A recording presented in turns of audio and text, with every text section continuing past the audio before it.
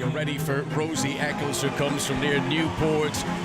Big day in her career. She missed out 3 years ago because of illness. She would have gone to Tokyo. She had the quality, but struggled with 4 different bouts of COVID. It somehow ended up infecting into her arm, and it became a real problem. The next cycle has come round, and this is what she's been waiting for. The decision came, and yeah, it's probably the hardest pill I've ever had to swallow. Because it's over. Yeah.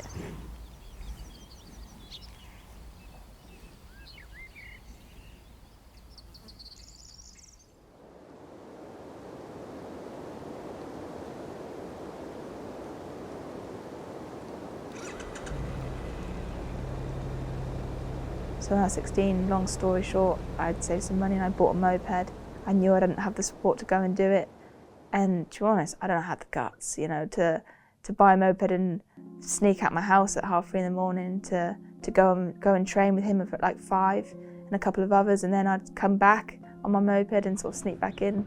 I've talked about it a lot, but I do think there is something in having that great determination and that will to do so. But I think sometimes something just speaks to you. Like, I do believe that was just meant to be, and that was sort of my first test along the path of how much do you want something. I wasn't happy, to be honest. You got a daughter, attractive daughter, who was getting her face punched or her body punched, and I was worried for her, no doubt about it. But we had words and everything like that, and she was so determined, I just had to give way. And I supported her then after that. And then I had like the pushback for the boxing side of things, but also the worry of, well, what are you doing at that time of the morning? And then my sister was worried about the health implications of boxing and just worried about me disappearing off. Initially, I was a bit nervous about her doing boxing because you think about all the worst things, really, don't you? The potential of becoming injured and things like that. But she was determined she was going to do it, and off she went. Of the contest by a score of 26.28, and the 2013 Junior B 0 to 5 bout 71 kilogram champion is in the blue corner, Rosie Eccles. I had my first senior fight the following January. I joined in the October, so I think I'd kept the boxing through from my July-ish, my birthday, into the October time. So I joined the gym in the October, and then fought in the January. And won the novice title. And what was really funny is, as I walked, we sort of had my arm raised, walked back through the arena sort of place, well, old pub in Wales, to be honest. And all these coaches kept saying things to my coach, and I didn't pick it up. And then the last one stopped and he said, "I thought you didn't train girls."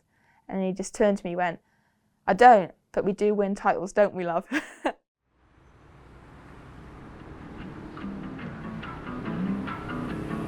Today's Sunday, so every Sunday I drive back home from Cardiff to Chepstow, and I train with Doug, who has been my coach since I started at 16. So we still nearly every Sunday that I'm home train together. And then there's another young coach, Ramis, who comes down as well. He's a big support, holds pads, and works alongside Doug to have a good session on a Sunday morning.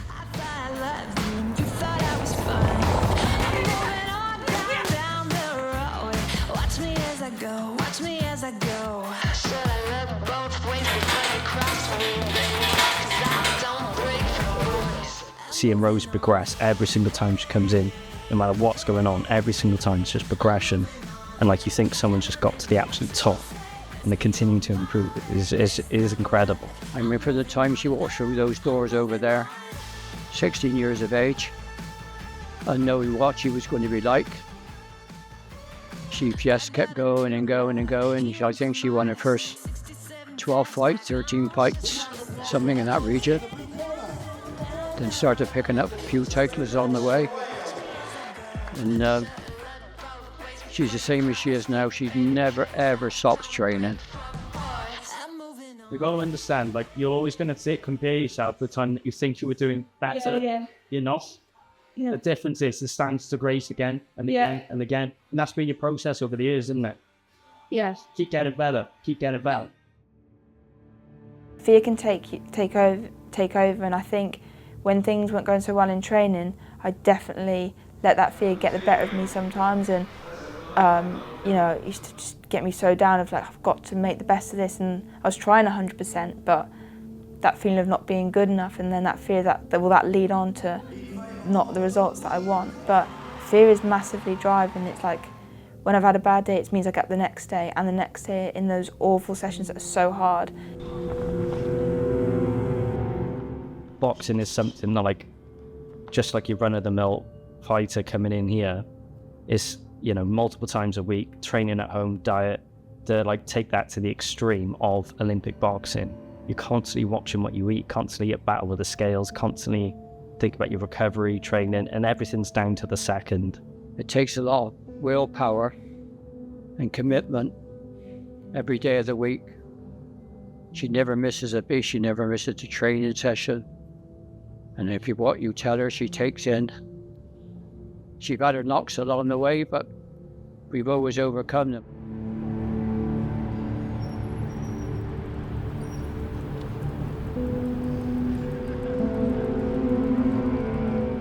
From this evening, I must give the British people a very simple instruction. You must stay at home. I got sick after Colorado, a camp. I was really unwell out there. We put it down to the altitude, but something wasn't right. It took me a long time to recover, and I woke up with a little pain in my neck. They thought I was a joint. Within 4 days, I was in a lot of pain, and I'd noticed that my arm had stopped functioning properly. I didn't tell the medical staff because I was so scared I'd get pulled. If you start saying things to your neck, now you're losing function of a limb. Things start getting investigated, and I thought, I can't give up my chance to go and qualify for the Olympics. Like, I've worked this hard. Then we got to the qualifier, and I lost on a split decision to the Russian seed.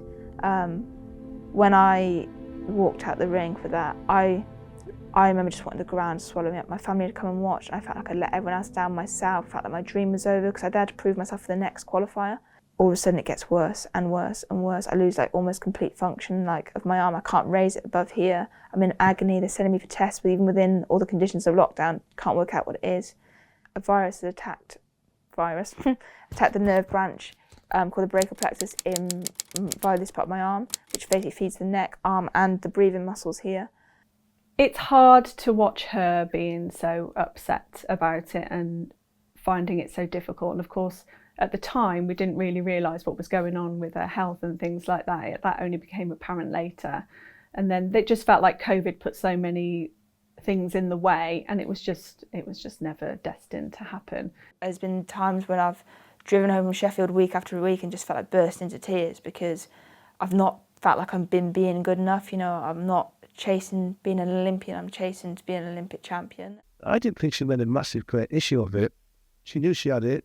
She determined to get better, and that's what she did. I knew it was one of my last Commonwealths. I knew this was my shot for gold.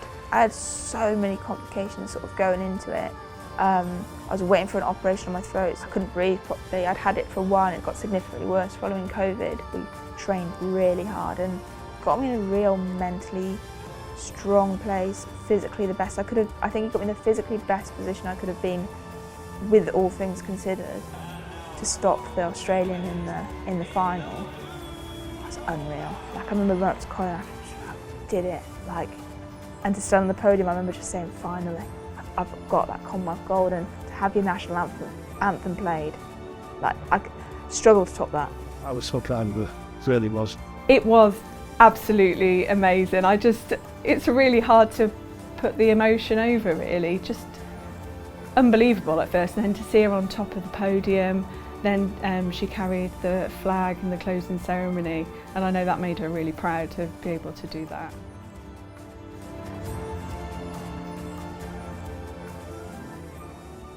To be going to Paris is incredible.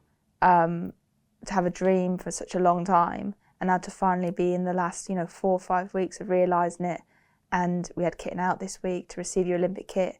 That's as an 8-year-old kid watching Olympians run around the track, and on the TV that's what you looked at, that iconic kit, and to go and actually receive it yourself was very surreal. And to know that in 5 weeks' time I'm going to be there walking to the ring it's an incredible feeling to know that I'm an Olympian. But until you step out, I don't think it's going to feel truly real until I've got that first bout underway. I think there's going to be a big day for Rosie when she walks into that ring in Paris. And it's going to take a really girl to stop her getting to where she wants to get for that gold. It would just make everything that she's done and the commitment that she's put into the last, 11, 12 years of her life, like, worth it. It would just be the icing on the cake. From where I've come from, should I be in the ring, be an Olympic champion? God, no. Like, all the setbacks, all the hardships, could I have got through them without other people? No. And I want each of those people to feel like a massive part of this and feel a proportion of what I feel, because if I have my hand lifted and hopefully in the Olympic final, my God, that feeling, I can't imagine much like it.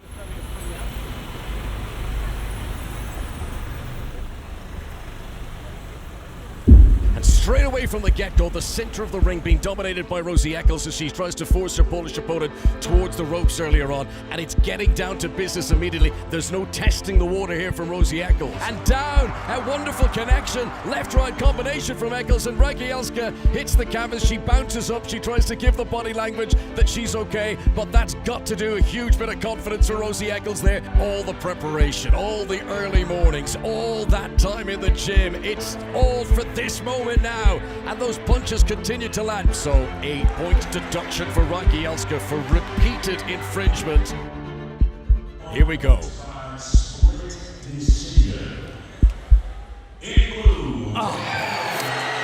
Rosie Eccles from Caldecott near Newport sees her Olympic dream evaporate in front of her.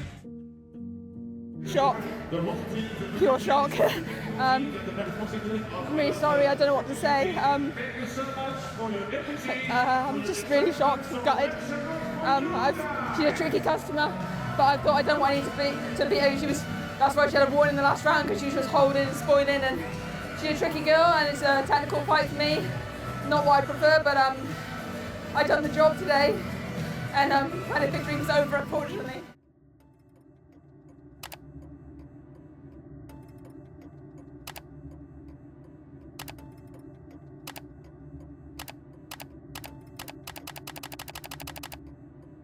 I was in such a daze, I think, that I didn't clock, or the crowd was booing, a French crowd, not my people, and I was like, at first I thought they were booing me, and I didn't quite clock it, and then I was like, they're booing the decision, and I was like, shit, and I got out the ring, and I still can't remember, apart from Dave, bless him, putting his arm around me, and you meant to walk through a media funnel, and he was swearing, he said, she's not going through there, and he just grabbed me, and then I said, I've got to, it's right, there's people that support me back home, and I went and did my first interview of the funnel, and a massive crowd appeared above my interview, just wouldn't stop cheering it, and that was quite surreal. I've been tucked up a good couple of times, and normally the world isn't watching, and the storm that sort of came a little bit after that I didn't anticipate, but it didn't change anything, you couldn't appeal, and the commentators came back behind me and gave me a hug, and just people who apologised, I couldn't, but it was done. There was no appeals process. We all got let down with that. Problem is the organisation that got kicked out, which had corrupt judges in it, the IOC took over, but they used the same judges who are just as influential as they would have been before, if not maybe more. And it allowed for things to happen. I think the IOC let its athletes down because they set the sport up to fail. If there's no appeals process, then if there is going to be corruption, nothing can be challenged. And okay, if you'd vetted and created a new judging system and etc., then okay, maybe you don't want one and need one, but you can't just remove the head body and keep the rest underneath and expect it to all turn out fine. And what upsets me is, was not the only one. I was probably the worst from Great Britain, but other countries experienced similar. I think I've done it the right way. Like, I never wanted to step on heads to get there, and I feel like I've done my best to take people with me and have a lot of shared experiences, and what I'm proud of is my whole family were there, and I boxed how I felt in the day, and I created great memories with them that couldn't have been created otherwise. And at night it came back and I didn't sleep, and I walked around that village until 3 a.m. into that food hall.